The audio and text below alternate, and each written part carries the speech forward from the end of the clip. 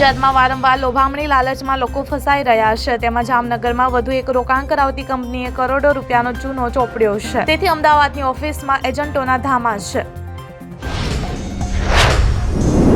ડુંગળીનો છૂટક ભાવ 50 રૂપિયાથી વધીને 60 રૂપિયા પ્રતિ કિલો થઈ ગયો છે. ડિસેમ્બરમાં બટાટાની કિંમતોમાં વધારો થઈ રહ્યો છે. ગ્રાહક બાબતોના મંત્રાલયના આંકડા અનુસાર ડિસેમ્બરમાં બટાકાની કિંમત 37.59 રૂપિયા પ્રતિ કિલો સુધી પહોંચી ગઈ છે.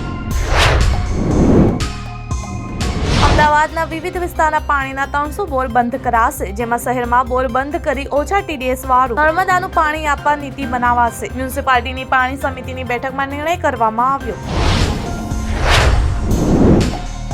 97મા ઓસ્કાર એવોર્ડ્સમાં બેસ્ટ ઇન્ટરનેશનલ ફીચર કેટેગરીમાં ભારતની સત્તાવાર એન્ટ્રી લાપતા લેડીઝ ઓસ્કારની રેસમાંથી બહાર થઈ ગઈ છે. કિરણ રાવના નિર્દેશનમાં બનેલી આ હિન્દી ફિલ્મ 15 ફીચર ફિલ્મોની યાદીમાં સામેલ નથી. જમ્મુ કાશ્મીરના કઠુઆમાં એક મોટી દુર્ઘટના બની છે. બુધવારે કઠુઆના શિવનગર વિસ્તારમાં રહેતા એક નિવૃત્ત DSPના ઘરમાં શંકાસ્પદ સંજોગોમાં આગ લાગતા ઘરની અંદર સૂઈ રહેલા 6 લોકોના કરુણ મૃત્યુ થયા છે. EVMના ઉપયોગ પર શંકા વ્યક્ત કરવા માટે કોંગ્રેસ અને અન્ય વિપક્ષી પક્ષો પર નિશાન સાધતા અમિત શાહે કહ્યું કે EVM પર સવાલ ઉઠાવનારાઓને શરમ આવવી જોઈએ.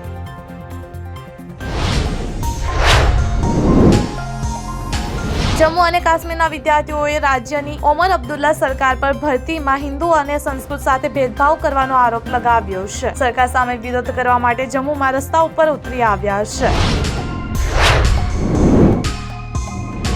શપથ લેવા જઈ રહેલા ડોનાલ્ડ ટ્રમ્પે ફરી એકવાર ટેરિફની ધમકી આપી છે. ટ્રમ્પે ભારત પર પારસ્પરિક કદ લાદવાની ધમકી આપી છે. તેમણે કહ્યું છે કે ટેક્સ અમે ભારતીય પ્રોડક્ટ્સ પર પણ લગાવીશું.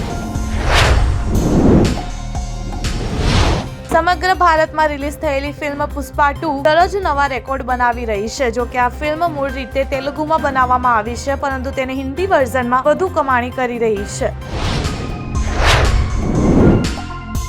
ઓસ્ટ્રેલિયાએ તેની બીજી ઇનિંગ 89 પર ડિક્લેર કરી હતી. ભારતને જીતવા માટે 275 રનનો ટાર્ગેટ મળ્યો છે, જ્યારે મેચમાં 54 ઓવર બાકી છે. ટી બ્રેક સમયે ભારતે વિના વિકેટે 8 રન બનાવ્યા છે.